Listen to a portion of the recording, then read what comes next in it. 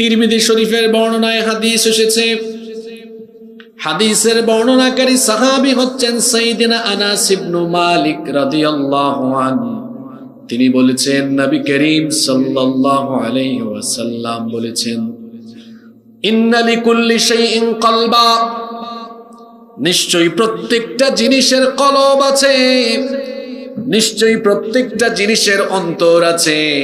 ওয়া কলবুল কুরআনি সূরাতু ইয়াসিন, আর কোরআনের কারীমের কলব, কোরআনে কারীমের হৃদয় হলো সূরাতু ইয়াসিন। মান ক্বারাআ সূরাতু ইয়াসিন কাতাবাল্লাহু লাহু বিকিরাআতিহা কিরাআতাল কুরআনি 10 মাররাত। আল্লাহর নবী বলেছেন, যেই ব্যক্তি সূরাতু ইয়াসিন একবার পাঠ করবে, আল্লাহ ওই ব্যক্তির আমলনামায় পুরা কোরআন 10 বার তেলাওয়াতের সওয়াব দান করে দিবেন। এটা হচ্ছে কলবুল কোরআন, হার্ট অফ দা হলি বুক কোরআন, কোরআনের হৃদয়। একজন মানুষের শরীরে যত অঙ্গ প্রত্যঙ্গ আছে তার মধ্যে সবচেয়ে গুরুত্বপূর্ণ অংশ হলো তার কলব। এজন্য তো হাদিসে এসেছে, ইন্না ফিল জাসাদি মুদগাহ, শরীরের মধ্যে সবচেয়ে গুরুত্বপূর্ণ একটি অংশ রয়েছে, এটা হচ্ছে কলব। এই কলব ভালো, মানুষটা ভালো। এই কলব অসুস্থ, মানুষটাও অসুস্থ। একজন মানুষের চেহারা সুরত দেখতে খুবই সুন্দর, অন্তরটা কালো, আসলে এই লোকটা কালো বা খারাপ। একজন লোকের চেহারা কালো, অন্তরটা ভালো, লোকটা আসলেই ভালো। কোরআনে কারীমের হার্ট হচ্ছে সূরাতু ইয়াসিন। আবার এই সূরার আরো অনেক ফজিলত আছে। আল্লাহ নবী বলেছেন, সকাল বেলায় সূরাতু ইয়াসিন যে ব্যক্তি পাঠ করবে সন্ধ্যা পর্যন্ত, ওই ব্যক্তিকে আল্লাহ তাআলা নিরাপত্তা দান করবেন। আবার সন্ধ্যা বা রাতের বেলা এই সূরাটি যারা পাঠ করবে, সকাল পর্যন্ত তার নিরাপত্তার দায়িত্ব যিনি গ্রহণ করবেন তিনি কে?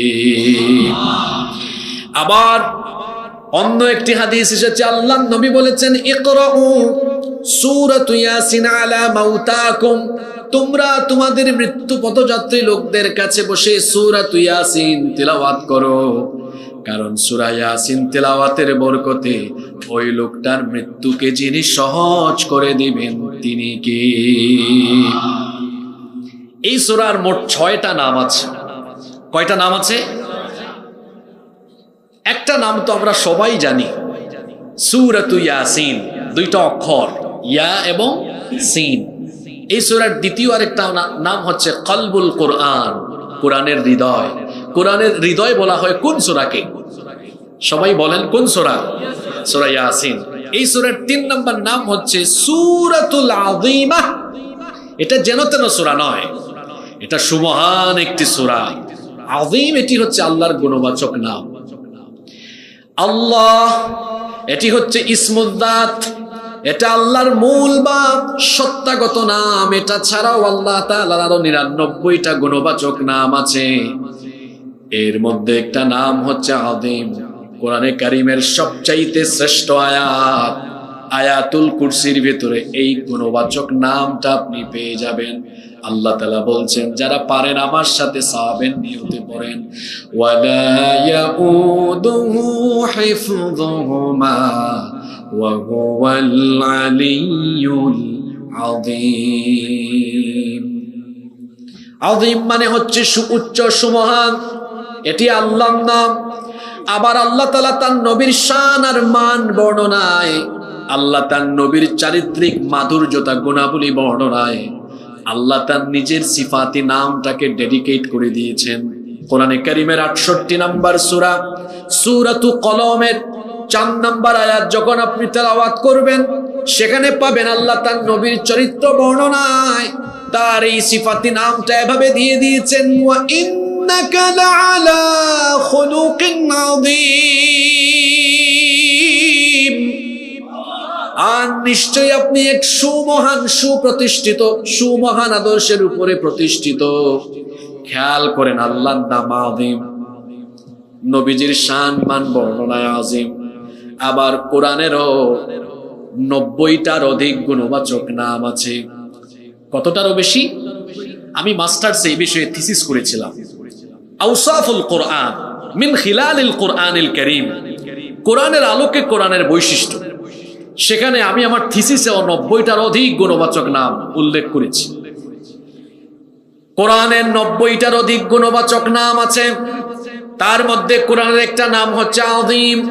আল্লাহ তাআলা বলছেন, ওয়ালাকাদ আতাইনাকা সাবআম মিনাল মাসানি ওয়াল কুরআনাল আযীম। আর অবশ্যই আমি আপনাকে নিত্য পাঠনীয় সপ্ত বাক্য দিয়েছি এবং আমি আপনাকে কোরআনে আযীম দান করেছি। খেয়াল করেন, আল্লাহর নাম আযীম, নবীর সম্মান বর্ণনায় আযীম, কোরআনের নাম হলো আযীম।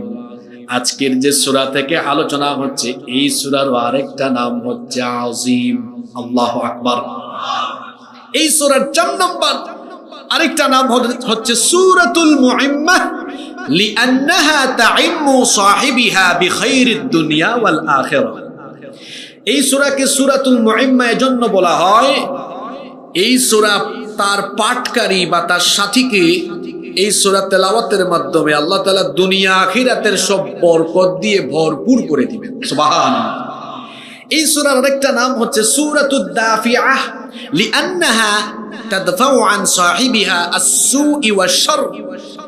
এই সূরা যেন তেন সূরা নয়, এটার উপর আমল থাকলে শত্রুর মুখোমুখি হলো শত্রু আপনাকে দেখবে না, তার চোখের সামনে পর্দা বা আস্তরণ যিনি ফেলে দিবেন তিনি কে? নাম্বার 6 এবং সর্বশেষ হচ্ছে এই সূরার আরেকটি নাম হচ্ছে সূরাতুল কাদিয়াহ, লিআন্নাহা তাকদি লিহাজাতি সাহিবিহা।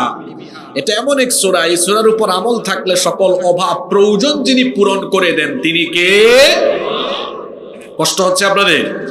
এবার এই সূরার তরজমা এবং তাফসীর একসাথে শুরু হচ্ছে। সূরাটা আরম্ভ হয়েছে 2টা অক্ষর দিয়ে, ইয়াসিন। এগুলোকে বলা হয় আল হুরুফুল মুকাত্তাআহ, কাটা কাটা বিচ্ছিন্ন অক্ষর। কোরআনুল কারীমের 114টি সূরার ভেতরে 29টা সূরা শুরু হয়েছে এরকম কাটা কাটা বা বিচ্ছিন্ন অক্ষর দিয়ে।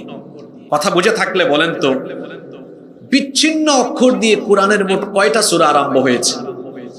বাবাজানরা, ভাইজানরা একটু বলেন কয়টা? 29টা। এখানে একটা বিষয় আপনারা মনে রাখবেন, কোন কোন সূরা আরম্ভ হয়েছে মাত্র একটা অক্ষর দিয়ে। কয়টা অক্ষর?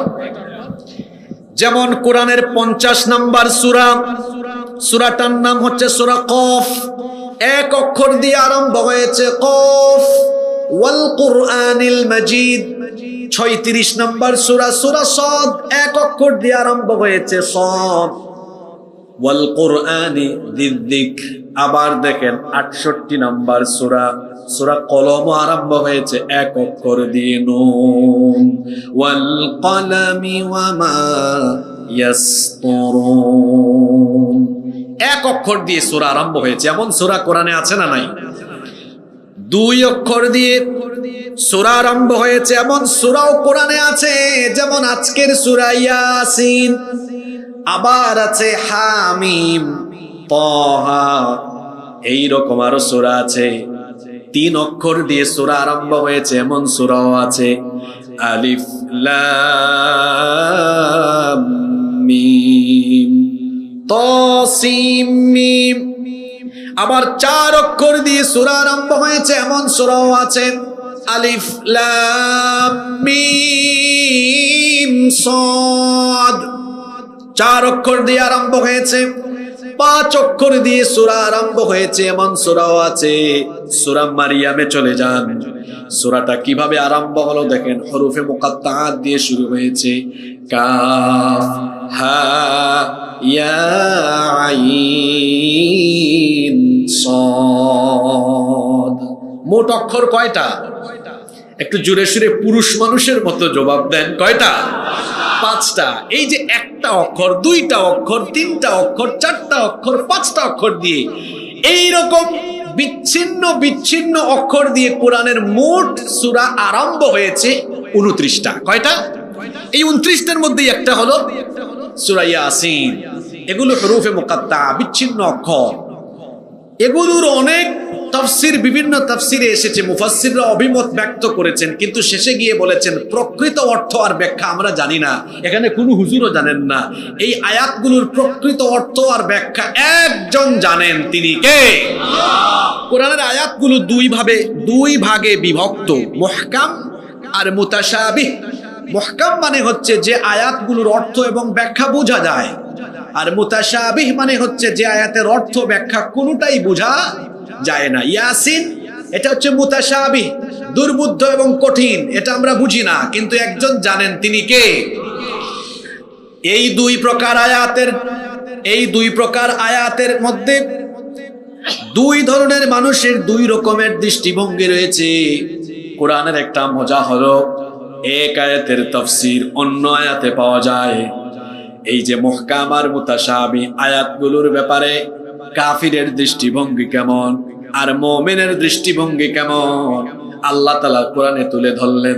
কোরআনে কারীমের 3 নম্বর সূরা সূরাতু আলে ইমরানের 7 নম্বর আয়াতে আল্লাহ তাআলা বলছেন, হুয়াল্লাযী আনজালা আলাইকাল কিতাবা মিনহু আয়াতুম মুহকামাতুন হুন্না উম্মুল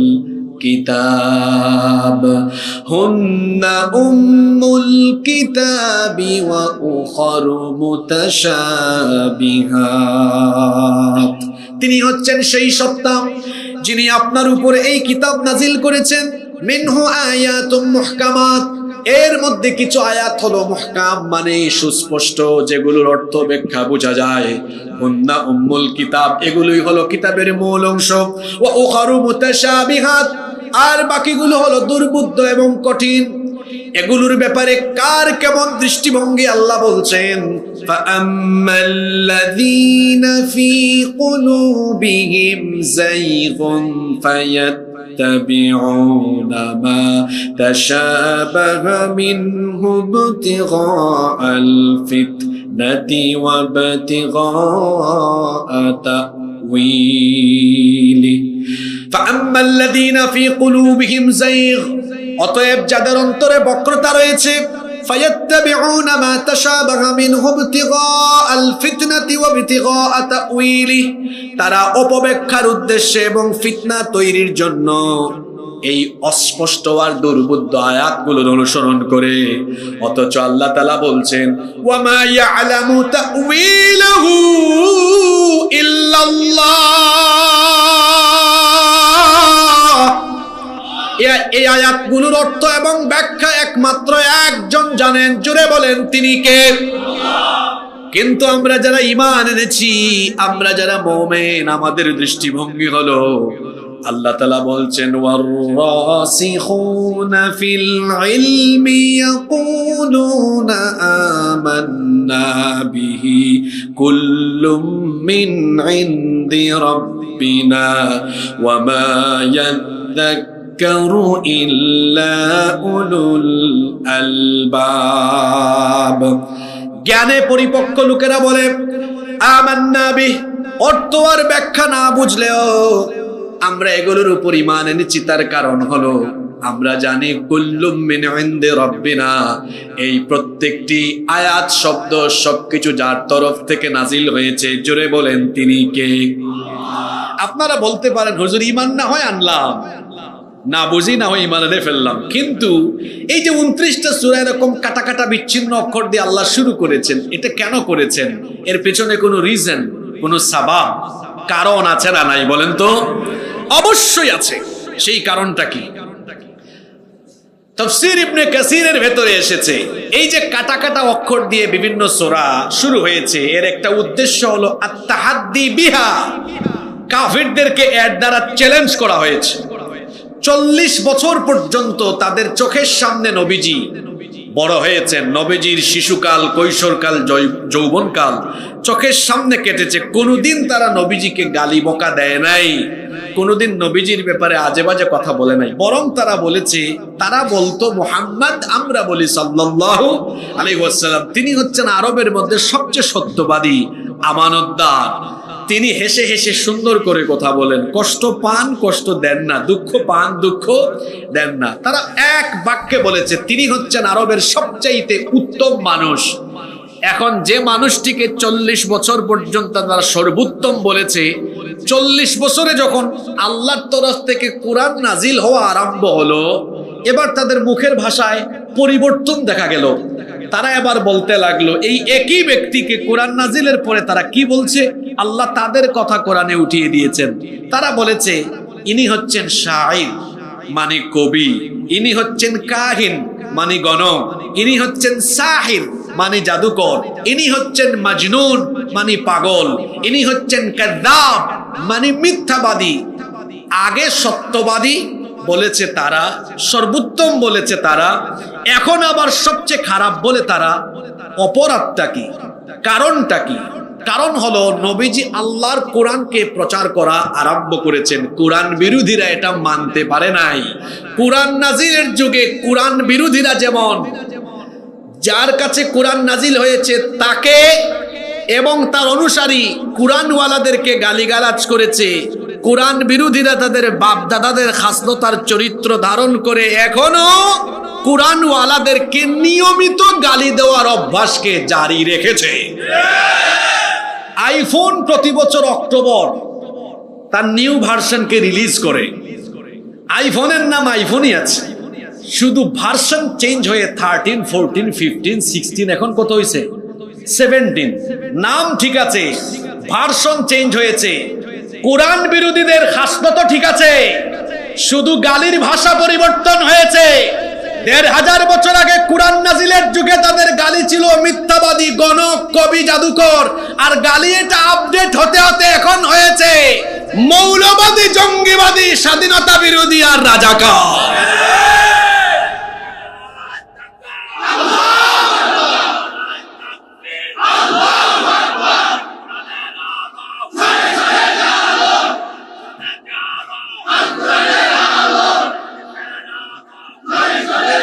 দেখেন না আমারে কয় রাজাকার।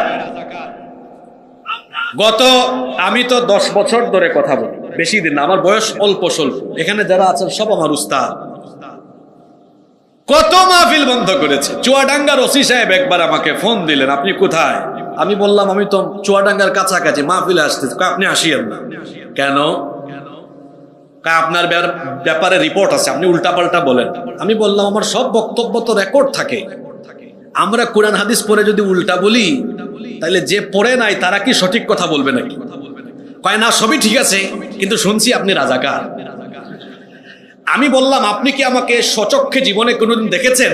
কয় না। আমি বললাম আমার জন্ম 90-এর দশকে, আমি কেমনে রাজাকার হই? কয় সম্ভবত আপনি চেতনায় রাজাকার হইতে পারেন।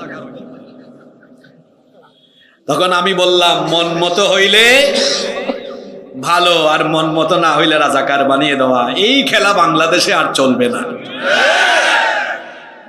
আমি বলেছিলাম গালি ঠিকই আছে, শুধু কি চেঞ্জ হয়েছে? ভার্সন কি চেঞ্জ হয়েছে? আপনাদের মনোযোগ আছে তো? আচ্ছা, এই যে বলছিলাম ইয়াসিন 2 অক্ষর দিয়ে আল্লাহ এমনি সূরা আরম্ভ করেন না, একটা কারণ আছে। কারণটা কি? কোরআন নাজিল হওয়া আরম্ভ হয়েছে, এখন ভালো মানুষটাই কাফিরদের কাছে কি আপনারা ভুলে যাচ্ছেন নাকি? খারাপ। তারা বলা আরম্ভ করলো না এই কোরআন, তারা বলল মুহাম্মদ, আমরা বলি সাল্লাল্লাহু আলাইহি ওয়াসাল্লাম। এটা সে নিজে নিজে বানায়া রচনা করে। নাউযুবিল্লাহি মিন যালিক। আল্লাহ একটা কাম করলেন, কোরআনের কিছু কিছু সূরা কয়েকটা অক্ষর দিয়ে নাজিল করেছেন। যেই দেশের মানুষ নবী পেয়েছে, কোরআন যেই দেশে নাজিল হয়েছে, তাদের ভাষা বাংলা না ইংরেজি? জোরে বলেন। আর কোরআন নাজিল হয়েছে কোন ভাষায়? আল্লাহ কাটা কাটা কিছু অক্ষর দিয়ে সূরা নাজিল করে দিয়েছেন। আচ্ছা, তোমাদের ভাষাও তো আরবি। যদি কোরআন মানুষের দ্বারা বানানো সম্ভব হয়, তাহলে কোরআন নাজিলের এই সিস্টেম, এই মানহাজ, এই মেথোডোলজি ফলো করে পারলে তোরা কোরআনের মতো কোরআন বানায়া দেখা। এটা হচ্ছে তাহাদ্দি, চ্যালেঞ্জ আল্লাহর তরফ থেকে। সেই যুগের কাফেররা পেরেছে, আজকের যুগের সব বুদ্ধিজীবী একত্রিত হলে পারবে? আল্লাহ কিন্তু একটা সুযোগ দিয়ে রেখেছেন, এখনো যারা বুদ্ধিজীবী আছে তারা যেন চেষ্টা চালায় তিন দফায় আল্লাহ কোরআনে চ্যালেঞ্জ দিয়ে রেখেছেন। কথা যদি বুঝে থাকেন বলেন, আল্লাহ সর্বমোট কয় দফা চ্যালেঞ্জ দিয়েছেন? প্রথম দফায় আল্লাহ চ্যালেঞ্জ করেছেন কোরআনে কারীমের 17 নম্বর সূরা, সূরা বনি ইসরাঈলের 88 নম্বর আয়াতে আল্লাহ তাআলা বললেন, قُلْ لَئِنِ اجْتَمَعَتِ الْإِنسُ وَالْجِنُّ عَلَىٰ أَن يَأْتُوا بِمِثْلِ هَٰذَا الْقُرْآنِ।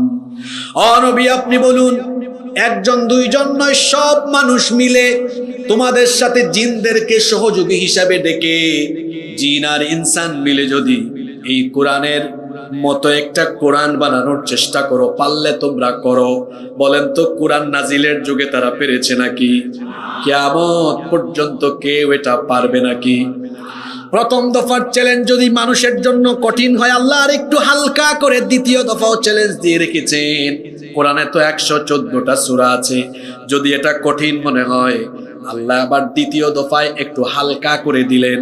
কোরআনে কারীমের 11 নম্বর সূরা, সূরা হুদের 13 নম্বর আয়াতে আল্লাহ তাআলা বললেন, আম ইয়াকুলুনা ইফতারাহু কুল ফাতু বিআশরি সুওয়ারিম মিসলিহি মুফতারায়াত। যদি কোরআনের মতো কোরআন বানানো কঠিন হয় তো দ্বিতীয় দফার হালকা চ্যালেঞ্জ পারলে গ্রহণ করো। 114টার মতো 114 সূরা নয়, পারলে কোরআনের 10টা সূরার মতো 10টা সূরা বানাও। এটাও তারা পারে নাই, কিয়ামত পর্যন্ত এটা কেউ পারবে। দ্বিতীয় দফার চ্যালেঞ্জটাও যদি কঠিন হয়, তৃতীয় দফায় আল্লাহ চ্যালেঞ্জটাকে আরেকটু হালকা করে দিয়ে দিলেন, পারলে এই সহজ চ্যালেঞ্জটাও বান্দা গ্রহণ করো। কোরআনে কারীমের 2 নম্বর সূরা, সূরাতুল বাকারা এর 24 নম্বর আয়াতে আল্লাহ তাআলা বলছেন, ওয়া ইন কুনতুম ফি রাইবিম মিম্মা নাযালনা আলা আবদিনা ফাতু বিসূরাতিম মিন মিসলি ওয়াদউ শুহাদাআকুম মিন দুনিল্লাহি ইন কুনতুম সাদিকিন।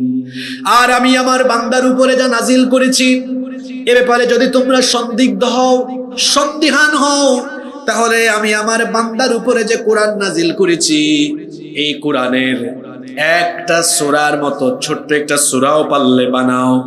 কোরআন নাজিলের যুগে কাফেরদের ভাষা ছিল আরবি। সেই যুগে সাহিত্য চর্চার সমৃদ্ধির যুগ ছিল, এত বড় বড় কবি আর সাহিত্যিক তাদের মধ্যে ছিল, কিন্তু তারাও সবাই মিলে চেষ্টা করে একটা সূরা তো দূরের কথা, একটা আয়াতের মতো আয়াত, একটা শব্দের মতো শব্দ বানাতে পারেনি। যেখানে তারাই পারেনি, সেখানে কি বাংলা ভাষাভাষী বুদ্ধিজীবী কিয়ামত হয়ে গেলেও পারবে নাকি? আরো জোরে বলেন, পারবে নাকি? Never ever, it's quite impossible to create a book like holy কোরআন।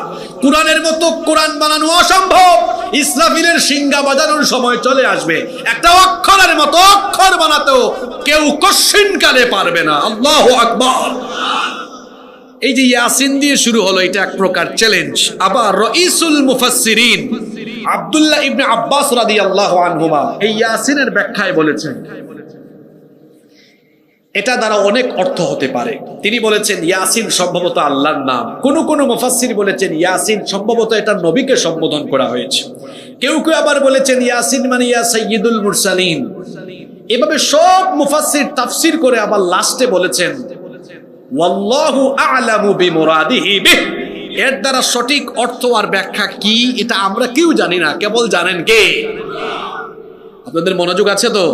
আমি আগেই বলছিলাম এই সূরা আজকে এমনি এমনি ধরি নাই, গুরুত্বপূর্ণ কারণ আছে, মনোযোগ দিয়ে শুনবেন। শরীয়তপুরে যতবার এসেছে আমার ভালো লাগে, মানুষ এখানে নীরব হয়ে কথা শুনে। আমি আশা করছি আজকেও এই ধারা অব্যাহত থাকবে ইনশাআল্লাহ। দ্বিতীয় আয়াত শুরু হয়ে গেছে, ওয়াল কুরআনিল হাকিম। এখানে শুরুতে যে ওয়াও এসেছে, এটি হচ্ছে ওয়াওয়ে কাসমিয়া, কসমের জন্য যে ওয়াও ব্যবহার হয়। আল্লাহ এখানে শপথ করেছেন। কিসের শপথ করলেন? কোরআনের। এবং এখানে কোরআনকে একটা বিশেষ নামে বিশেষায়িত করলেন, কোরআনে হাকিম বলে। বিজ্ঞানময় কোরআনের কসম। কথা বুঝে থাকলে বলেন, কিময় কোরআন? সবাই বলেন। এখনো যুবক ভাইয়েরা চুপ আছেন। যুবকদের আওয়াজ আমি জানি যুবকের মতো হয়, তাদের গর্জন তো অনেক ভারী হয়। কোরআনকে কিময় বলা হয়েছে? আচ্ছা, আল্লাহ বললেন বিজ্ঞানময় কোরআন, আর আমরা কোরআনকে কি বানাইছি? ঝাড়ফুকের কোরআন। আমরা বানাইছি কি?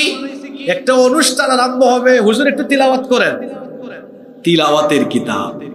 আল্লাহ বললেন বিজ্ঞানময় কোরআন, আমরা বানিয়েছি রমজান মাসে তারাবি খতম করার কিতাব। আল্লাহ বললেন বিজ্ঞানময় কোরআন, আমরা বানিয়েছি মানুষ মারা যাওয়ার পরে খতম দেওয়ার কিতাব। কথা শুনতেছেন সবাই? কোরআন যে বিজ্ঞানময়, এটা আমরা অনেকে উপলব্ধি করতে পারি না। আমরা মনে করেছি এটা হুজুর, মুল্লা, মৌলবী, মাদ্রাসায় থাকার বই। এটা মধ্যযুগীয় কিতাব, এর মধ্যে আধুনিকতা নাই, এর মধ্যে বিজ্ঞান নাই, এর মধ্যে বাস্তবতার কোনো জ্ঞান নাই। কিন্তু কথাটা কি সঠিক? জোরে বলেন সঠিক। ও আধুনিক মনস্কা ভাই, ও বিজ্ঞান মনস্ক ভাই, শোনেন, পৃথিবীতে বিজ্ঞানের যখন জন্মই হয় নাই, তখন আল্লাহ তাআলা এই কিতাবের ভেতরে একটা দুইটা আয়াত নয়, ১৫০০-এর উপরে আয়াত শুধু বিজ্ঞানের ব্যাপারে ঢুকাইয়া দিয়েছে। আল্লাহু আকবার। আমি তো নিজে কুরআনিক সায়েন্সেরই ছাত্র, আমি তো পড়ালেখাই করেছি কিসমু উলুমিল কুরআন ওয়া দিরাসাতিল ইসলামিয়া, department of Quranic science and Islamic studies. তো আমি তো পড়াশোনার ফলে এই আয়াতগুলো আমরা ক্লাসেই পড়ে ফেলেছি। শুধু ১৫০০-এর উপরে আয়াত আছে আল্লাহর কিতাবের ভেতরে। ১৫০০-এর উপরে আয়াত আছে শুধু বিজ্ঞানের বিভিন্ন তথ্য উপাত্তের ব্যাপারে। আল্লাহু আকবার। There is no contradiction between the holy book Quran and science. কোরআনের সাথে বিজ্ঞানের কোনো দ্বন্দ্ব নাই, বরং বিজ্ঞান পুরাতন, কোরআন আপডেটেড। আমরা মনে করি বিজ্ঞান আপডেটেড, কোরআন ব্যাকডেটেড। নো, এটা আপনার ভুল ধারণা।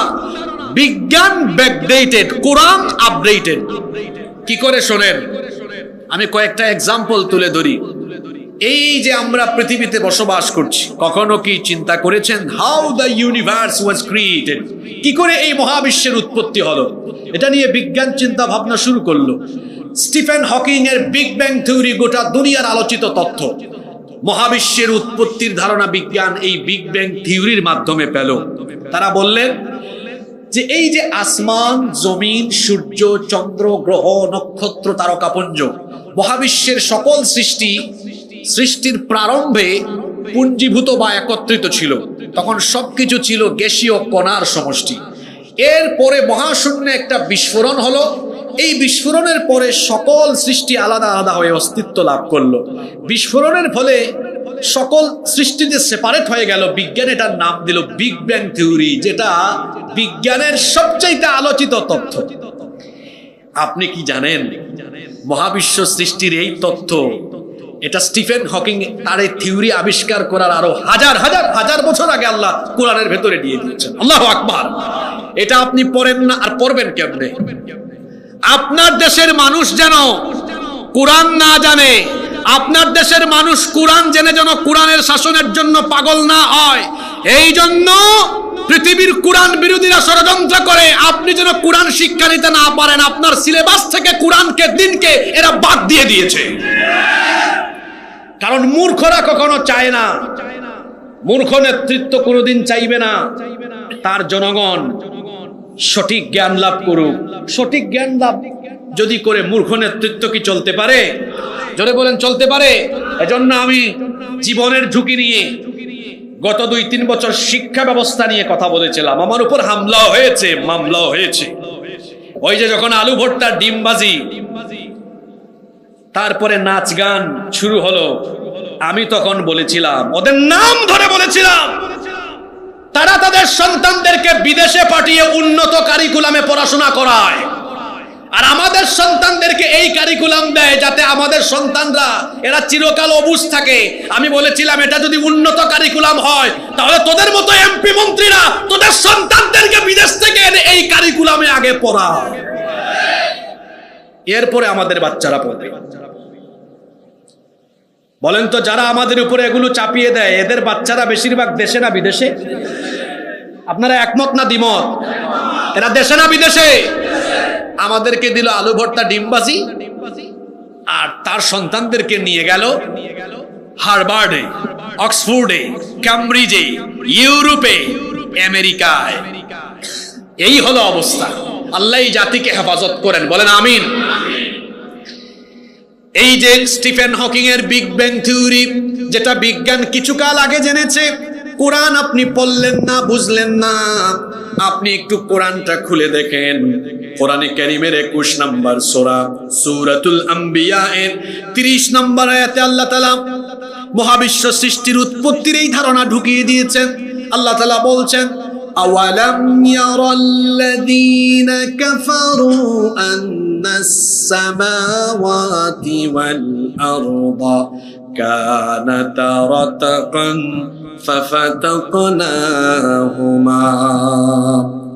অবিশ্বাসীরা কি দেখে না আসমান সমূহ আর জমিন সৃষ্টির শুরুতে একত্রিত ছিল, এরপরে আমি এগুলোকে আমার মহা ক্ষমতা বলে আলাদা করে দিয়েছি। কি করে আল্লাহ আলাদা করে দিলেন? কোরআনে কারীমের 41 নম্বর সূরা সূরা হামিম আস-সাজদা এর 11 নম্বর আয়াতে আল্লাহ তাআলা বলছেন, সুম্মা ইসতাওয়া ইলাস সামাই ওয়া হিয়া দুখানুন ফাকালা লাহা ওয়া লিল আরদি ইয়া তাওআন আও কারহা ক্বালাতা আতাইনা তাইঈন। মহাশূন্যে যখন মহাবিস্ফোরণ হলো, মহাকাশ তখন ধোঁয়াশাচ্ছন্ন হয়ে গেল, ধূম্রজাল হয়ে গেল, তখন ধোঁয়াশাচ্ছন্ন আকাশের দিকে মনোনিবেশ করে আল্লাহ তাআলা আসমান জমিনকে অর্ডার করলেন, তোমরা সেপারেট হয়ে যাও। আসমান জমিন তখন জবাব দিল, ক্বালাতা আতাইনা তাইঈন, আমরা আমাদের রবের হুকুম মেনে অনুগতদের মতো অস্তিত্বমান অবস্থায় ফিরে গেলাম। 1979 সালে সৌদি আরবের রাজধানী রিয়াদে একটি কনফারেন্স হয়েছিল, মুক্তামার আশ-শাবাব, ইউথ কনফারেন্স। সেই কনফারেন্সে মার্কিন যুক্তরাষ্ট্রের খ্যাতনামা বিজ্ঞানী বালমার উপস্থিত ছিলেন। এই দুইটা আয়াত ওই কনফারেন্স হলে তিনি নিজের কানে শুনলেন। শোনার পরে তিনি বললেন, আচ্ছা দাঁড়াও তো, এটা কোন বই থেকে তেলাওয়াত, এটা কোন বই থেকে পড়লে, বইটার লেখক কে? কারণ মহাবিশ্ব উৎপত্তির ধারণা স্টিফেন হকিং এর বিগ ব্যাং থিওরির মাধ্যমে কিছুকাল আগে আমরা জেনেছি, কিন্তু এটা কোন আজীব বই, কোন বইয়ে কোন লেখক এটা ঢুকায় দিল, কে উনি, কে ওনার পরিচয় কি? বলা হলো এটি তো মানুষের রচনা করা কোনো কিতাব নয়, আর এই যুগের কোনো বইও নয়, এটা আরো 1500 বছর আগে নাজিল হওয়া আল্লাহর কিতাব কোরআন। সে তখন বলল, আশ্চর্য কথা, আজ থেকে 1500 বছর আগে তো বিজ্ঞানের জন্মই হয় নাই, সেই যুগে মহাবিশ্ব সৃষ্টির এত নিখুঁত, এত চমৎকার থিওরি যে কিতাবে দেওয়া হয়েছে, এটা যেন তেন কিতাব নয়। আর যিনি নাজিল করেছেন তিনিও যেন তেন কেউ নয়, নিশ্চয়ই তিনি মহাবিশ্বের স্রষ্টা, এবং এই কিতাবও মহাবিশ্বের স্রষ্টা থেকে আসা কিতাব। আমিও আর গুমরাহিতে পড়ে থাকতে চাই না। সকলকে সাক্ষী রেখে ওই কনফারেন্স হলে তিনি কালেমা পড়ে মুসলমান হয়েছেন। আল্লাহু আকবার। এভাবে বিজ্ঞান উন্নত হচ্ছে, আর বিজ্ঞানীরা মাথা নত করে কোরআনের সামনে মাথা নত করে দিতে বাধ্য হচ্ছে। আপনি দেখুন মাথার উপরের আসমান, কষ্ট হচ্ছে আপনাদের? গভীরভাবে খেয়াল করে শুনেন। এত সুন্দর সুন্দর বাড়ি বানিয়েছেন আপনাদের এলাকায়, আপনারা প্রত্যেকটা বাড়িতে আপনারা ছাদ বা চাল দিয়েছেন। এই ছাদ আপনারা কেন দিলেন? গ্রীষ্মকালে যেন রোদ না লাগে, বর্ষাকালে যেন বৃষ্টি না পড়ে, শীতকালে যেন কুয়াশা না পড়ে। অর্থাৎ আমাদের সিকিউরিটি বা প্রোটেকশনের জন্য আমরা বাসা বাড়িতে কি করেছি?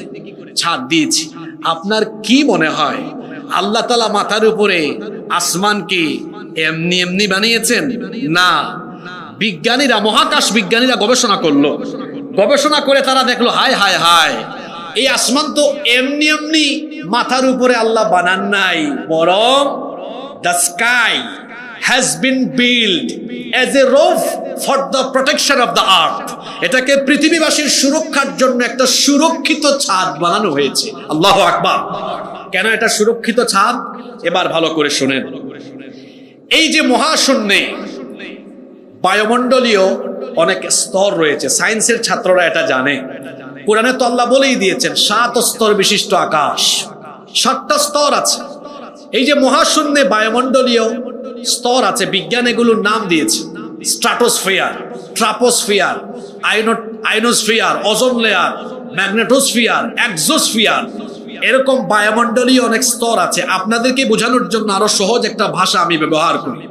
ফিল্টার তো বুঝেন আপনারা, তাই না? ফিল্টারে দেখবেন অনেকগুলা স্টেজ আছে, অনেক স্টেপে আপনি দেখবেন দূষিত পানীয় ফিল্টারিং করলে কি হয়ে যায়? বিশুদ্ধ পানি হয়ে যায়। অর্থাৎ আমি সহজে বোঝানোর জন্য এখানে ফিল্টার শব্দটা প্রয়োগ করছি, বোঝানোর জন্য শুধু।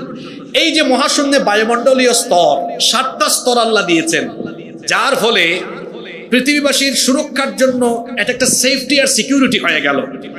এটা অপারেটর ভাই ভালো বলতে পারবে এই লাইটের পাওয়ার আমি ধারণা করছি 50 বা 100, কিন্তু সূর্য হলো পৃথিবী থেকে 15 কোটি কিলোমিটার দূরে। 15 কোটি কিলোমিটার। আমি এই স্টেজে ওঠার আগে দেখেছি টেম্পারেচার ঘড়িতেও তো দেখা যায় 27 ডিগ্রি, এখন দিনের বেলা ছিল 32 বা 31 ডিগ্রি। কিন্তু বিজ্ঞানীরা বলছেন সূর্যকে যে টেম্পারেচার দেওয়া হয়েছে এর পরিমাণ হলো 1,40,00,000 সেন্টিগ্রেড তাপমাত্রা। আপনারা বলেন তো এই 1,40,00,000 সেন্টিগ্রেড থেকে আজকে আপনারা পাইছেন কত? 27। কত পাইলেন? 27। তো বাকিটা কই গেল? সূর্যকে যে পরিমাণ হিটিং পাওয়ার দেওয়া হয়েছে এটা সরাসরি চলে আসলে আপনার মাথার চাঁদি জ্বলে যাবে। মাথার চাঁদিকে আপনি জ্বলে যাবেন, পৃথিবীতে কেউ থাকবে না, সব জ্বলে পুড়ে ছাই হয়ে যাবে। আল্লাহ এটাকে ফিল্টারিং এর একটা ব্যবস্থা করলেন। কি চমৎকার প্রসেসিং! আল্লাহ বায়ুমণ্ডলে যে স্তরগুলি দিয়েছেন, সূর্যের আলো এসে ওখানে প্রথমেই বাধাপ্রাপ্ত, ফিল্টারিং হলো নেক্সট স্টেজ, ফিল্টারিং হলো নেক্সট স্টেজ, ফিল্টারিং হয়ে নেক্সট স্টেজ। এভাবে সকল স্তর অতিক্রম করার পরে যতটুকু আলো হলে দুনিয়ার সবকিছু টিকে থাকবে, ঠিক ততটুকু আলো আল্লাহ আমাদেরকে দান করেন। সুবহানাল্লাহ।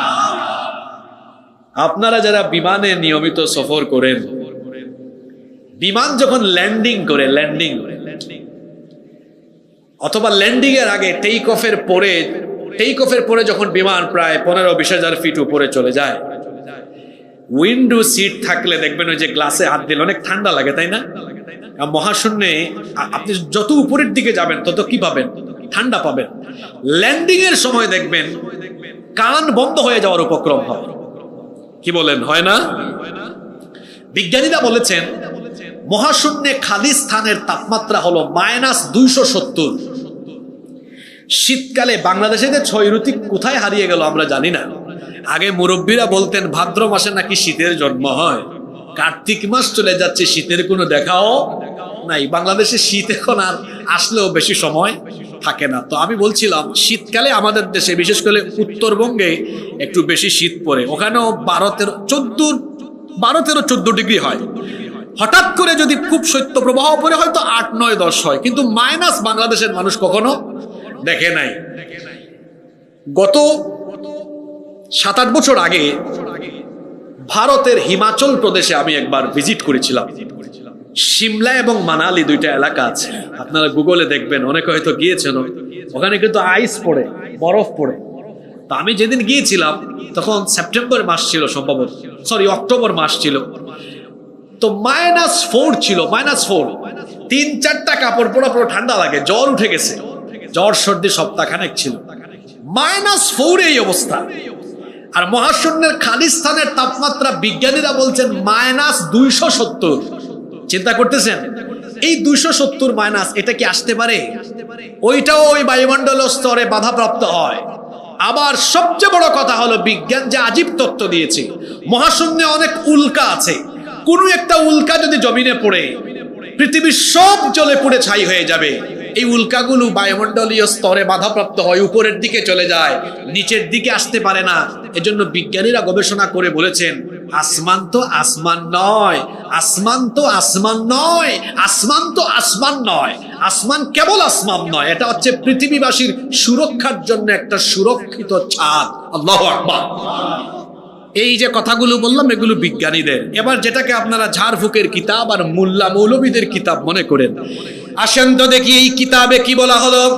কোরআনুল কারীমের 21 নম্বর সূরা সূরাতুল আম্বিয়া এর 32 নম্বর আয়াতে আল্লাহ তাআলা কি বললেন শুনেন। আল্লাহ তাআলা বললেন, ওয়াজআলনাস সামাআ সাকফাম মাহফুযা ওয়া হুম আন আয়াতিহা মুরিদুন। আল্লাহ তাআলা বলছেন, এইভাবে করে আমি আসমানকে তোমাদের জন্য সুরক্ষিত একটা ছাদ বানিয়ে দিয়েছি। এখানে আলেমরা বসে আছেন, জিজ্ঞেস করেন সাকফাম মাহফুযা মানে কি? সুরক্ষিত ছাদ। বলেন তো দেখি, কোরআন আগে না বিজ্ঞান আগে? এত আস্তে বললেন, কোরআন আগে না বিজ্ঞান আগে?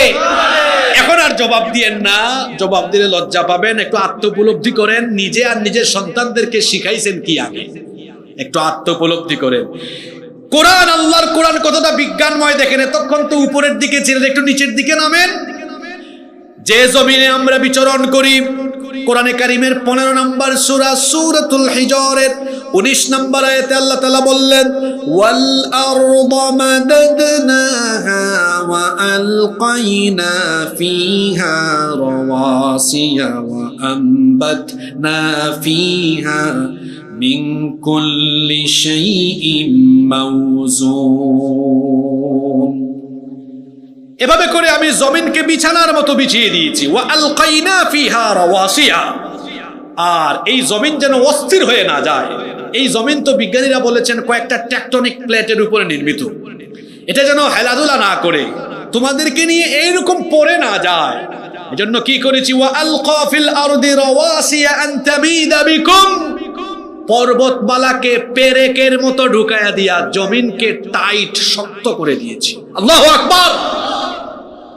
পর্বতমালাকে এখানে বলা হয়েছে পেরেকের মতো। কথা বুঝলে পুরুষ মানুষের মতো জবাব দেন, কিসের মতো? এবার বলেন আমাকে, পেরেকের বেশিরভাগ অংশ কি উপরের দিকে থাকে না নিচের দিকে থাকে?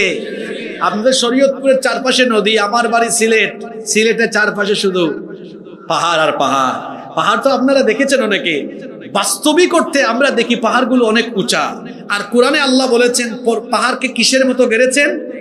তাহলে তো কোরআনের কথা যদি সত্যই হয়, তাহলে তো যেটা আমরা উপরের দিকে দেখি, নিচের দিকে পাহাড়ের অংশ তার চেয়ে আরো বহুগুণ বেশি। একটু গুগল শরীফে সার্চ দেন তো, সার্চ দিয়ে দেখেন মাউন্ট এভারেস্টের চূড়া ভূমি থেকে 9 কিলোমিটার উঁচু, কিন্তু ভেতরের দিকের শেকড় গভীরতা হলো 125 কিলোমিটার পর্যন্ত বিস্তৃত। আল্লাহু আকবার।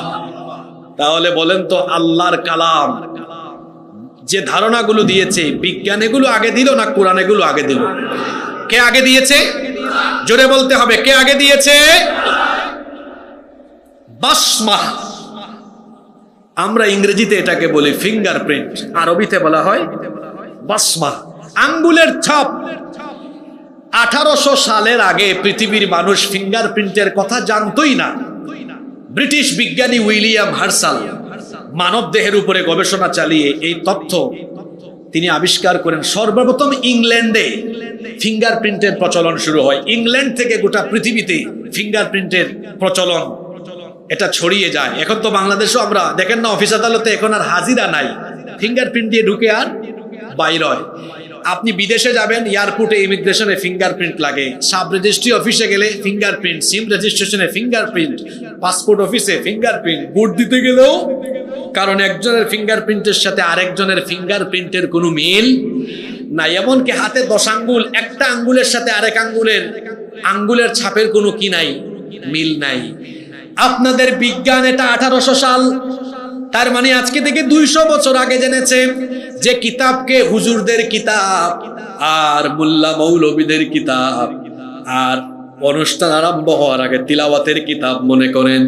এই কিতাবটা একটু খুলেন তো, কোরআনে কারীমের ৭৫ নম্বর সূরা সূরাতুল কিয়ামা এর ৩ এবং ৪ নম্বর আয়াতে আল্লাহ তাআলা এই ফিঙ্গারপ্রিন্টের কথা এভাবে বলেছেন, আয়াহসাবু আল্লান নাজমা'a ইদামা বালা কাদিরিনা আলা আন নুসাউইয়া বানানা।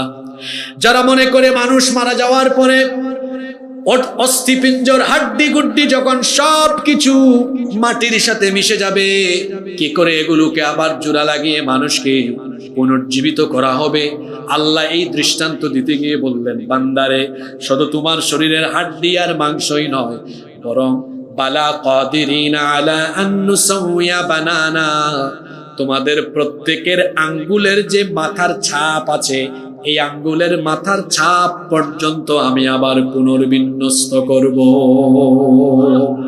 চিৎকার করে বলেন, কোরআন আগে না বিজ্ঞান আগে? বিজ্ঞানীরা এমন পাগল হয়েছে, পৃথিবীর সেই আকৃতির ব্যাপারে তারা এক এক সময় এক এক তথ্য দিয়ে মানুষকে বিভ্রান্ত করেছে। প্রাচীনকালের বিজ্ঞানীরা বলতেন পৃথিবী মনে হয় চ্যাপ্টা, আর 1500 শতাব্দীতে এসে কুপার্নিকাস বলল পৃথিবী হলো, ফ্রান্সিস ড্রাক, তিনি বলেছিলেন আমি তো জলপথে ভ্রমণ করে দেখেছি পৃথিবী হলো গোল। এরপরে স্যাটেলাইটের যুগে বিজ্ঞান ঢোকার পরে বলল পৃথিবী গোল, এই তত্ত্ব ভুল, পৃথিবীর ডিম্বাকৃতির। এক এক সময় এক এক তথ্য দেয়। আল্লাহর কোরআনে এক তথ্য একবার দেওয়া হয়, দুইবার দেওয়া হয় না। পৃথিবী যে ডিম্বাকৃতির, বিজ্ঞান তিনবার 3 রকম কথা বলে ফাইনাল কথা বলেছে।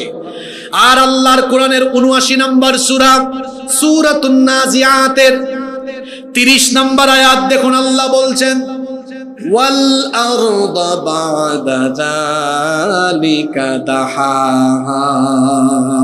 কামুস আরবি অভিধান খুলে দেখেন, এখানে আলেমদেরকে সাক্ষ্য রেখে বলছি, উট পাখির ডিমকে আরবিতে কি বলা হয়? দাহা বলা হয়।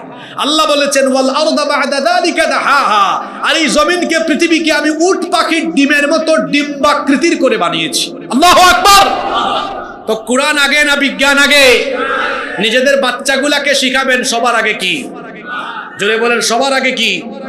কোরআন। কিন্তু আমরা কি করলাম? বাচ্চাদেরকে সব শিখাইলাম, কোরআন শিখাইলাম না। দুঃখ করে বলি, এটা আমার একটা আফসোস। খেয়াল করে শোনেন, বাংলাদেশে যতগুলো শিক্ষাধারা প্রচলিত আছে, আমার কাছে মনে হয় হাতে গোনা কিছু প্রতিষ্ঠান ছাড়া সিংহভাগ প্রতিষ্ঠানের শিক্ষাধারাগুলো সংকট দ্বারা পরিপূর্ণ। একটা ছেলে মেয়ে স্কুল কলেজে পড়ছে, সেখানে আধুনিক জ্ঞান বিজ্ঞান প্রযুক্তি চর্চার সুযোগ পেলেও তার সিলেবাসে কোরআন হাদিস না থাকায় সে দ্বীন শিক্ষা থেকে পরিপূর্ণ বঞ্চিত হয়ে যাচ্ছে। আবার আমাদের দেশের হাতে গোনা কিছু মাদ্রাসা ছাড়া বেশিরভাগ মাদ্রাসায় দ্বীনি জ্ঞান অর্জনের ব্যাপক সুযোগ থাকলেও আধুনিক জ্ঞান বিজ্ঞান প্রযুক্তি চর্চার সেখানে চরম ঘাটতি থাকার ফলে তারাও আবার আধুনিক জ্ঞান বিজ্ঞান প্রযুক্তিতে পিছিয়ে আছে।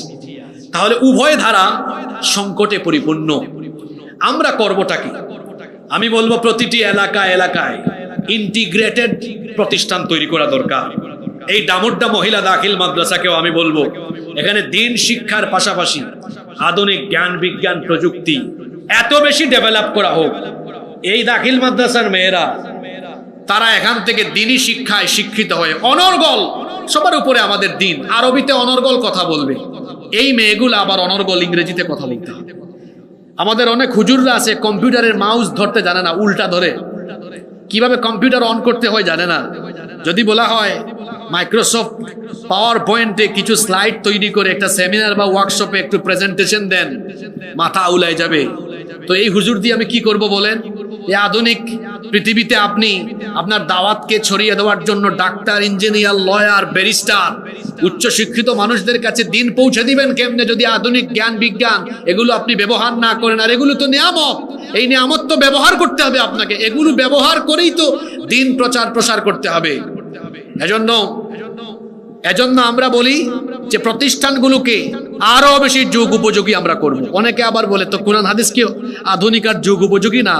অবশ্যই কোরআন হাদিস যুগ উপযোগী এবং অত্যাধুনিক, কিন্তু এগুলো প্রচারের জন্য যে মাধ্যমগুলো আছে এগুলো জানা থাকার দরকার আছে না নাই? অবশ্যই আছে। আমি কিছুদিন আগে এক মাদ্রাসার মাহফিলে গেলাম।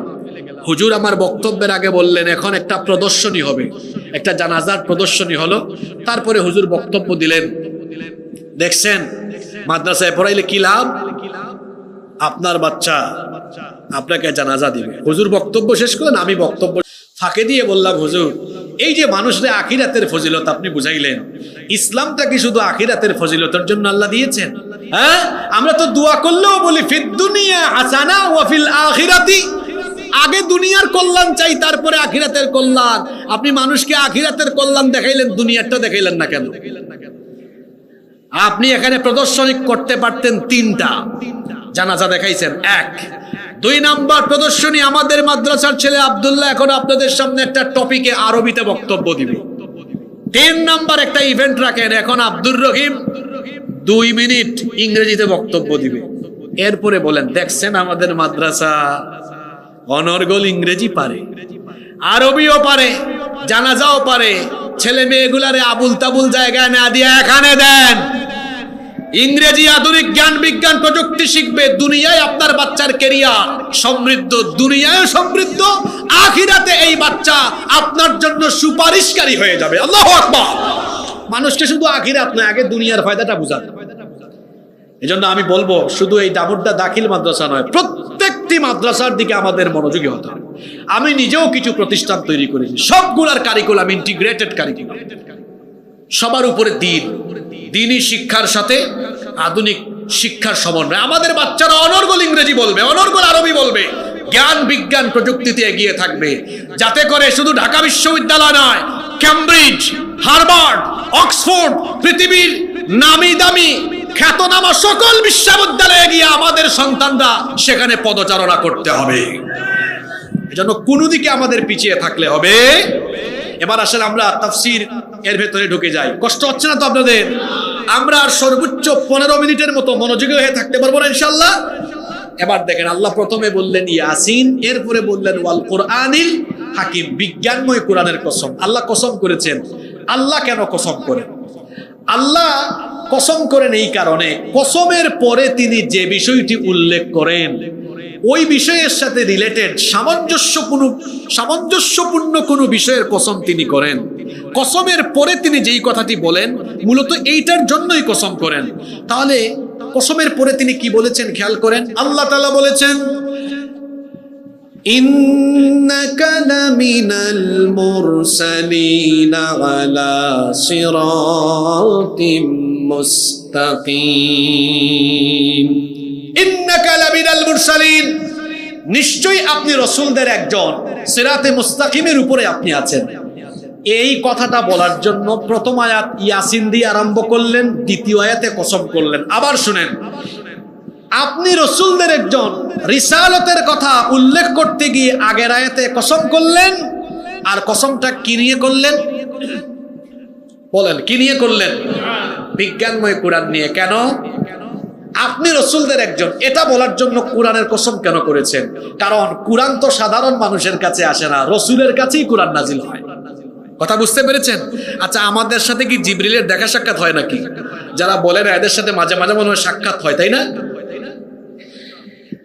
কেন আল্লাহ তাআলা এখানে কোরআনের কসম করলেন আর কসমের পরে বললেন আপনি রাসূলদের একজন? আল্লাহ বললেন, ও নবী, কোরআনের কসম করলাম আপনি রাসূলদের একজন। কেন আল্লাহ এই পদ্ধতিতে আয়াতগুলো নাজিল করলেন? কারণ হলো, যখন নবীজি রিসালাতের দাওয়াত আরম্ভ করলেন তখন কাফিররা বলতে লাগলো, কোরআনে কারীমের 13 নম্বর সূরা সূরাতুর রা'দের 43 নম্বর আয়াতে আল্লাহ বললেন, ওয়া ইয়াকুলুল্লাযীনা কাফারু লাস্তা মুরসালা কুল কাফা বিল্লাহি শাহীদান বাইনি ওয়া বাইনাকুম ওয়া মান ইনদাহু ইলমুল কিতাব। ওয়া ইয়াকুলুল্লাযীনা কাফারু লাস্তা মুরসালা, কাফেররা বলে লাস্তা মুরসালা, আপনি রাসূল নন।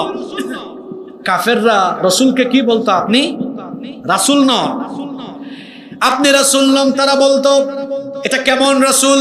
কোরআনে কারীমের 25 নম্বর সূরা সূরাতুল ফুরকানের 7 নম্বর আয়াতে আল্লাহ বলছেন, ওয়া ক্বালু মা লিহাদার রাসূলি ইয়াকুলু আত-তাআমা ওয়া ইয়ামশি ফিল আসওয়াক। শুনেন, খাবারের শেষের অংশটা মজা। দেখেন না মানুষ চাইটা পুইটা খায়, ঠিক তেমনি করে আলোচনার শেষ অংশেই থাকে আলোচনার মূল বার্তা। যাদের 15 মিনিটের ধৈর্য কুলাইলো না, এরা মূলধন হারাইয়া চলে গেল। কি হারাইয়া চলে গেল? মূলধন মানে বুঝেন, ব্যবসায় যদি মূলধন না থাকে এই ব্যবসায় কি হয়ে যায়? দেউলিয়া হয়ে যায়। আর যারা বসে আছেন তাদের কাছে অনুরোধ করব আমি, 15 মিনিট মানে 15 মিনিটই থাকতে পারবো তো আমরা? হ্যাঁ, আপনারাই আজকের আলোচনার মূল বার্তাটা নিয়ে যাবেন। আমি আগে বলছি না, এটা এমনি এমনি ধরি নাই, এই কারণগুলো আপনি এখন পাবেন। আপনি রসুল, এটা বলার জন্য আল্লাহ কেন কোরআনের কসম করেছেন? কারণ কাফিরেরা রসুলকে রসুল হিসাবে মানত না, বরং তারা বলতো ওয়াকালু মা লিহাদার রাসূলি ইয়াকুলুত তাআমা ওয়া ইয়ামশি ফিল আসওয়াক। এটা কেমন রাসূল? আমাদের মতো খাবার দাবার খায়, আমাদের মতো বাজার ঘাটে যায়।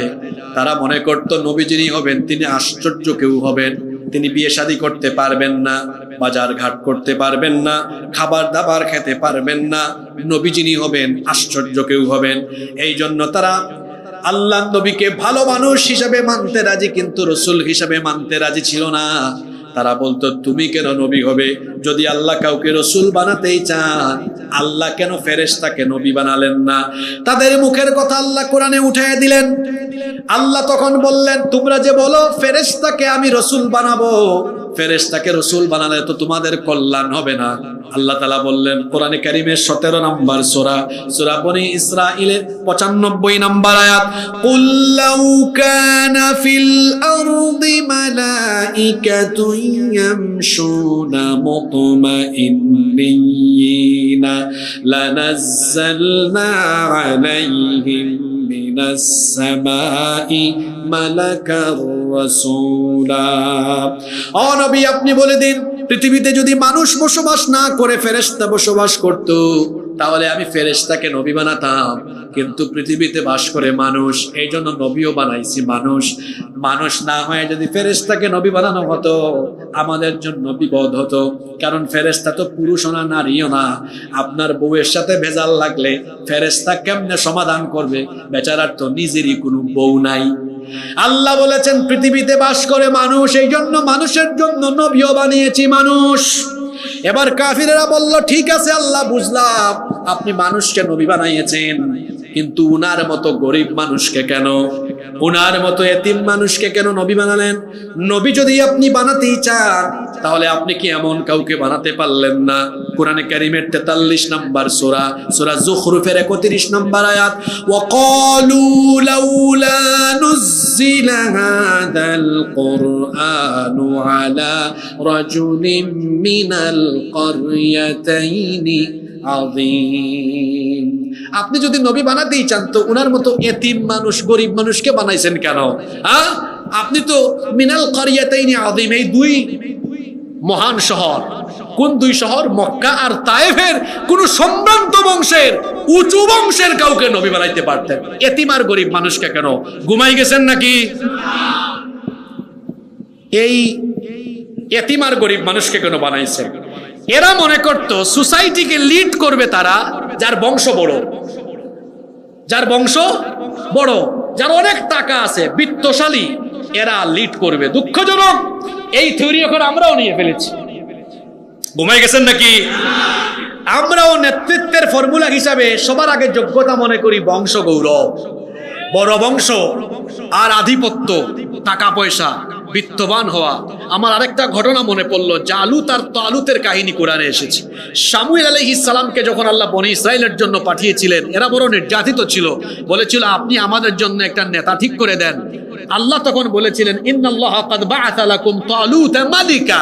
আল্লাহ তোমাদেরকে তালুতকে, আল্লাহ তোমাদের জন্য তালুতকে বাদশা বানিয়েছেন। কাকে? নামটা বলেন কি? এই তালুত ছিলেন গরিব মানুষ। তারা বলে না, উনার মতো গরিব মানুষকে কেন নেতা হিসেবে মানবো?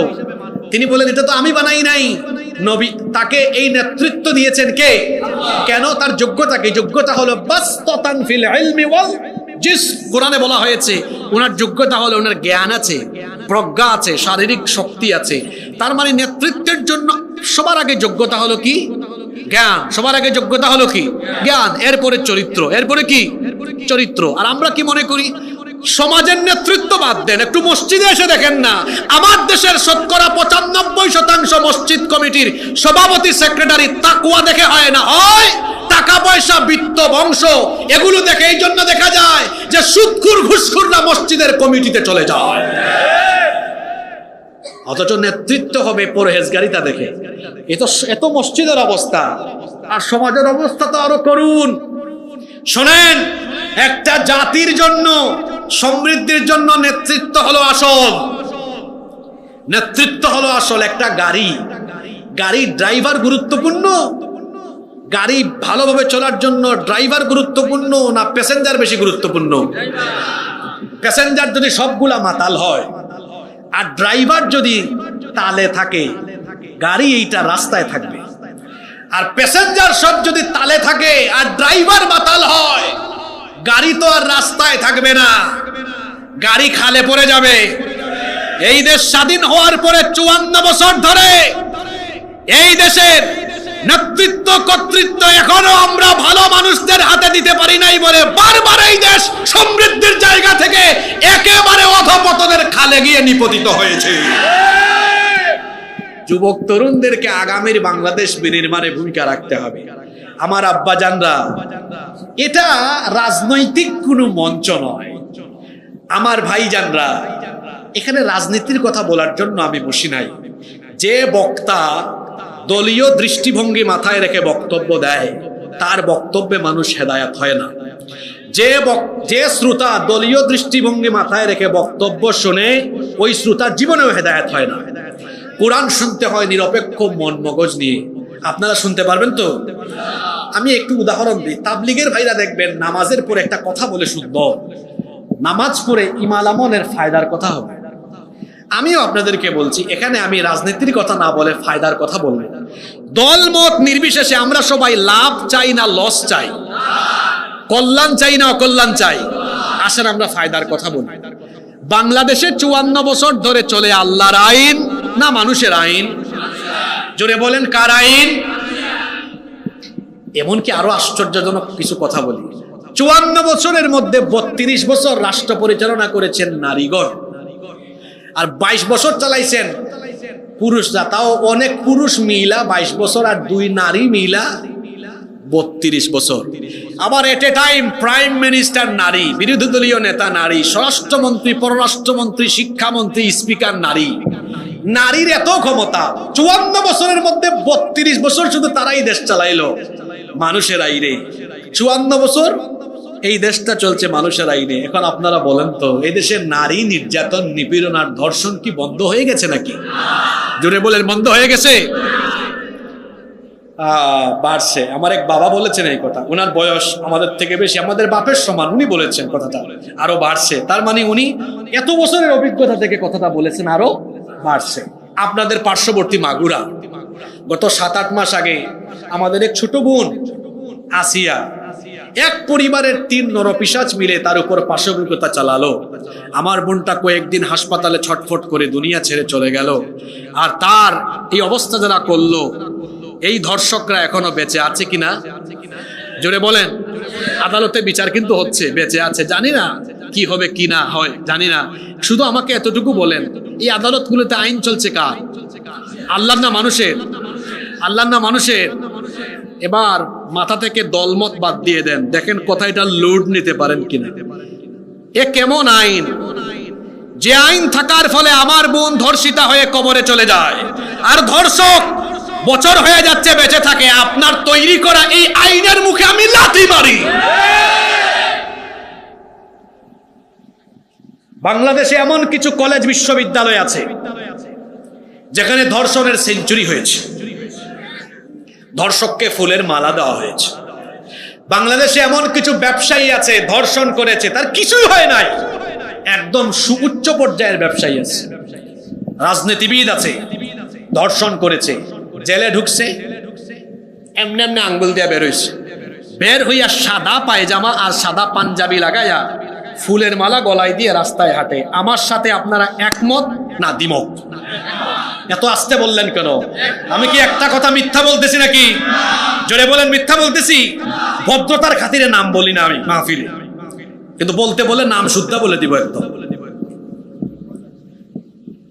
এই যে এই বেটা দর্শক ধর্ষণ করে কয়েক মাস জেলখানায় থেকে আবার বের হয়ে ফুলের মালা গলায় দিয়ে রাস্তায় হাঁটে, যেই দেশে মানুষের তৈরি করা আইন থাকার ফলে ধর্ষক অপরাধী হওয়ার পরেও বের হয়ে সাদা পায়জামা পাঞ্জাবি গায়ে দিয়ে রাস্তায় ফুলের মালা গলায় দিয়ে হাঁটে, সেই আইনের মুখে আমি জুতা নিক্ষেপ করি। এবার বলেন, আমাদের মেয়েদের নিরাপত্তার জন্য মানুষের আইন উত্তম না আল্লাহর আইন উত্তম? কার আইন উত্তম? দলমত ফালায় দেন মাথা থেকে, বলেন কার আইন উত্তম? আপনারা কার আইন চান? জোরে বলেন, কার আইন চান?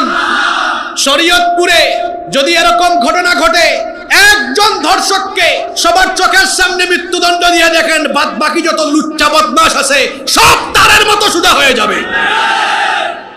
বলছে না ফায়দার কথা বলবো? এদেশে দরিদ্র মানুষের সংখ্যা কম না বেশি? আসার সময় দেখলাম কোমরে ব্যথা করতেছে এখনো, যে রাস্তা বিল যদি পাশ হয় 3 ইঞ্চি ডালাই দিবে, আধা ইঞ্চি বা সর্বোচ্চ 1 ইঞ্চি। ওইটা 100 কোটি হইলে রাস্তা পর্যন্ত আইসা 5 কোটি থাকে, 95 কোটি চোর ডাকাতদের পেটের ভিতরে চলে যায়। একমত না দ্বিমত? আসতে বললেন কেন? একমত না দ্বিমত? জোরে বলেন, একমত না দ্বিমত? এদেশ থেকে দরিদ্রতা যায় না কেন? মানুষ এখনো খেতে পারছে না কেন? দারিদ্রতার হার এত বেশি কেন? কারণ হলো কি জানেন? আমরা আল্লাহর দেওয়া ফর্মুলাকে এভাবে বাদ দিয়েছি। আল্লাহর দেওয়া ফর্মুলা ছিল চমৎকার অর্থনৈতিক ব্যবস্থাপনা, যাকাত ব্যবস্থাপনা। এটা যদি আমরা গ্রহণ করতাম, একজন গরিবও থাকতো না। আজকের আমার 2 ঘন্টার আলোচনা মনে রাখতে যদি নাও পারেন, এই 3 মিনিটের কথা দয়া করে বাড়িতে নিয়ে যান। পারবেন? শোনেন, আমাদের দেশের বেশিরভাগ মানুষের যাকাত দেওয়া হয় না, কারণ তারা যাকাতের নামে শাড়ি লুঙ্গি বিতরণ করে, যাকাতের নামে তারা 200-500 টাকা বিলিয়ে দেয়। যাকাতের খাতগুলো কোরআনে সুস্পষ্ট করে বলা হয়েছে, 8টা খাতে যাকাত দিতে হবে। আর এর উদ্দেশ্য হলো যাকে যাকাত দিবেন তার যেন আর দারিদ্রতা না থাকে, ও যেন আর যাকাত খাইতে না পারে। উদাহরণ দেই কিভাবে যাকাত দিয়ে দারিদ্রতা দূর করা যায়। মনে করেন এই এলাকায় কিছু মানুষ মিলে বলল, আমরা আলাদা আলাদা যাকাত না দিয়ে চলেন আমরা আমাদের গ্রামের যাকাতগুলো এক জায়গায় করি। তো তারা যারা নিসাব পরিমাণ সম্পদের উপর সম্পদের মালিক, তাদের কাছে গিয়ে যাকাতের টাকা উত্তোলন করে সর্বমোট উত্তোলন করতে পারলেন 2 লক্ষ টাকা। কথা বুঝে থাকলে বলেন কয় লক্ষ টাকা? এবার এই 2 লক্ষ টাকা তারা চাইলে 500 টাকা করে জন প্রতি দিলে 400 জন মানুষকে দিতে পারবে। কয়শো জন মানুষ? আপনারা বলেন, এই 400 জন মানুষকে 500 টাকা করে দেওয়া হলে এরা কি ধনী হয়ে যাবে নাকি? এই এক বেলা খাবে, পরের বেলা আবার গরিবই থাকবে। এখন যদি তার বিপরীতে এই 2 লক্ষ টাকা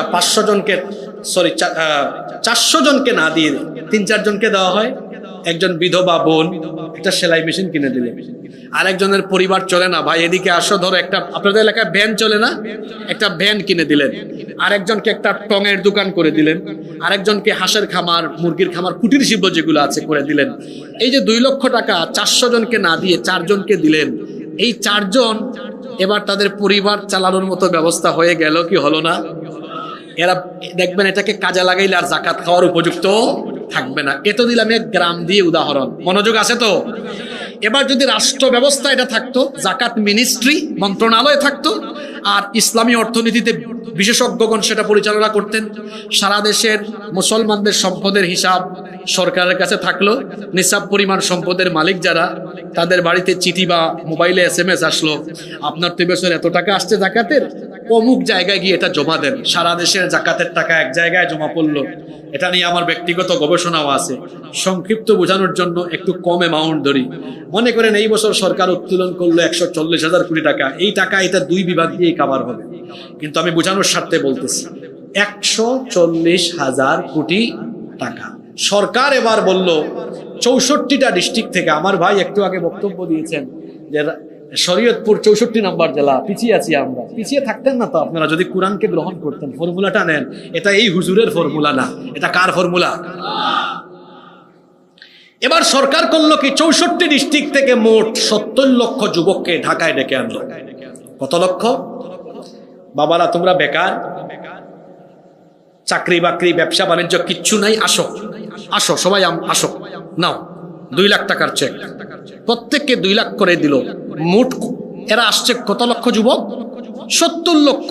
প্রত্যেককে দিছে কত লক্ষ? ক্যালকুলেটরে গুণ করে দেখেন, 70 লক্ষকে 2 লক্ষ করে দিলে হয় 140,000 কোটি টাকা। বাবারা শোনো, এই পয়সা নিয়ে ঢং ঢং পং পং করো না, কাজে লাগাও। প্রতিটা উপজেলায় আমাদের অডিট অফিসার আছে, দেখবে এটা দিয়ে তুমি কি করছো। আমরা আমাদের ফর্মুলা মতো কর্মসংস্থানের ব্যবস্থা করে দিচ্ছি। রিক্সা কিনো, হালের বলদ কিনো, টঙের দোকান করো, হাঁসের খামার করো, মুরগির খামার করো, মনিটরিং আমরা করছি।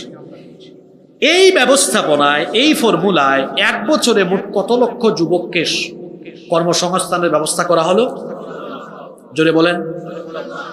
এই ফর্মুলা চলতে থাকলে 10 বছর পরে বাংলাদেশে একজন গরিব মানুষ পাবেন নাকি? কষ্ট নিয়েন না মনে, কেমন কথাটা একটু কঠিন হবে। কি করেছেন 54 বছর ধরে আপনারা? আমাদের সামনেই আপনারা বক্তব্য দিয়েছেন। আমরা সুযোগ পেলে ক্ষুধা মুক্ত, দারিদ্রতা মুক্ত বাংলাদেশ গড়ব। দেখছি গো, ক্ষুধা আমাদের চেয়ে আপনাদের এত বেশি, 5 বছরে আপনারা আপনাদের নিজেদের ক্ষুধাই মিটাইতে পারেন না। কষ্ট পেলেন নাকি আমার কথায়? 54 বছর ধরে ক্ষুধা মুক্ত দেশ বানাতে পারেন নাই, পারবেন না আপনারা। আমাদের হাতে দায়িত্ব দিয়ে দেখেন, আল্লাহর কুরআন হাতে নিয়ে বললাম, চ্যালেঞ্জ করলাম, 10 বছরে দারিদ্রতার কবর দিয়ে দিব। চাপাবাজি করে যাই নাই। আপনি আল্লাহর ফর্মুলা নেন, সুফল পাবেন। পৃথিবী থেকেই সুফল পাওয়া যায় নাই। আর আপনারা ওলামা মাশায়েখ যারা আছেন, ইমাম খতিব সাহেবরা, ভাই আপনাদের পায়ে ধরে বলে গেলাম, বছরে 56 জুমার মধ্যে 10 জুমা খালি মানুষকে যাকাত বুঝাবে। এরা বুঝে নাই ফর্মুলা। মানুষকে এটার কার্যকারিতা বুঝাবেন, দারিদ্রতা বিমোচনে যাকাতের ভূমিকাটা বুঝাবেন। দেখবেন আমার দেশে এই খেটে খাওয়া মানুষগুলো মানুষের তৈরি করা আইনকে তখন লাঠি দিয়ে পদ্মা নদীতে ফেলে দিয়ে আল্লাহর কোরআনের আইনকে তারা গ্রহণ করে নেবে। মানুষকে আগে বুঝাইতে হবে। শুধু স্লোগান দিয়ে, মিছিল দিয়ে মানুষের মন জয় করা যায় না। মানুষের মনের ভিতরে কোরআনের সৌন্দর্য আগে ঢুকাইতে হবে। আপনারা কি আমার কোনো কথায় কষ্ট পেয়েছেন? আমি কখনো সুনির্দিষ্ট কোনো রাজনৈতিক দলকে ইন্ডিকেট করে কখনো কোনোদিন বক্তব্য দেই না। কারণ আমি আগেই বলেছি, দলীয় দৃষ্টিভঙ্গি মাথায় রেখে তো কোরআনের কথা হতে পারে। কোরআনটা সবার। আমি আপনাদের সকলের স্বার্থে কথা বলেছি, বলছিলাম না আমাদের ফায়দার কথা। তাহলে আপনারা বলেন তো, আমাদের নিজেদের ফায়দার জন্য আল্লাহর আইন উত্তম না মানুষের আইন উত্তম? জোরে বলেন, কার আইন? আমরা সবাই চাই কার আইন? কষ্ট হয়ে যাচ্ছে তাই না? 3-4 মিনিট থাকতে পারবো না, শেষ আমাদের। শুনেন, আপনি রসুলদের একজন, এটা বলার জন্য আল্লাহ কিসের কসম করেছেন? জোরে বলেন, কিসের? কারণ তারা, অর্থাৎ কাফিররা রসুলকে রসুল হিসাবে মানত না। এই জন্য আল্লাহ আগের আয়াতে কোরআনের কসম করলেন, তার আগের আয়াতে ইয়াসিন হরফে মুকাত্তাআত দিলেন। এর কারণ হলো আল্লাহ তাআলা বোঝাতে চাইলেন, আল্লাহর নবীর তো অনেক মুজিজা আছে। আসমানের দিকে আঙ্গুল উঁচু করলে আকাশের চাঁদ 2 টুকরা হয়ে যায়, হেঁটে গেলে আকাশের মেঘের খণ্ড তাকে ছায়া দেয়, গাছ সালাম দেয়, পাথরও সালাম দেয়। অনেক মুজিজা তার আছে, কিন্তু শ্রেষ্ঠ মুজিজার নাম হলো কোরআন। আল্লাহ কোরআনের কসম এজন্য করেছেন, এই কোরআন আমি আল্লাহ নাজিল করেছি, এটা মানুষ বানাতে পারে না। সুতরাং যেটা মানুষ বানাতে পারে না, সেই কোরআনের কসম করে বলছি, আপনি হলেন আমার তরফ থেকে প্রেরিত রাসূল, আপনি হলেন পয়গাম্বার। নবী এই কাফেরদেরকে আরো বলেন, এটা মানুষের তৈরি করা নয়। পরের আয়াতে আল্লাহ বললেন, তানজিলাল আজিজির রহিম, এটা মহাপরাক্রমশালী, প্রজ্ঞাময়, মেহেরবানের তরফ থেকে নাজিল হয়েছে। 2টা আয়াত আছে, 2টা মিনিট বসেন। এবার আল্লাহ বলছেন, এই কোরআন কেন দিলাম?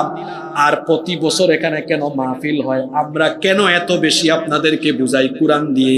এবার এই কথাটা চলে এসেছে। আল্লাহ বলছেন এই কোরআনের জন্যই দিলাম, লিতুনযিরা কওমান মা উনযিরা আবাউহুম ফাহুম গাফিলুন।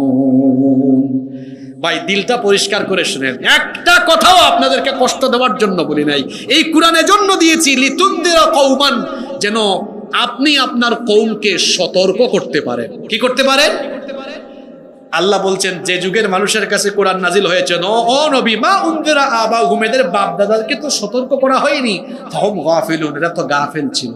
এই কোরআন দিয়েছি সতর্ক করার জন্য, এরপরেও যারা সতর্ক হয় না। অন্য আয়াতে তো আল্লাহ বলেছেন ইন্নামা আনতা মুযাক্কির, আপনি কেবলমাত্র উপদেশদাতা, লাস্তা আলাইহিম বিমুসাইতির, বল প্রয়োগকারী নন। আপনি মানুষকে সতর্ক করেন, উপদেশ দেন।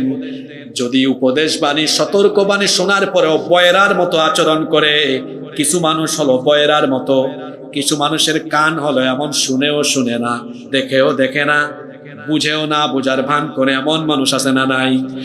এর কারণ হলো তবা আল্লাহু ফি কুলুবিহিম, অন্য আয়াতে বলেছেন খাতামাল্লাহু আলা কুলুবিহিম ওয়া আলা সামঈহিম ওয়া আলা আবসারিহিম।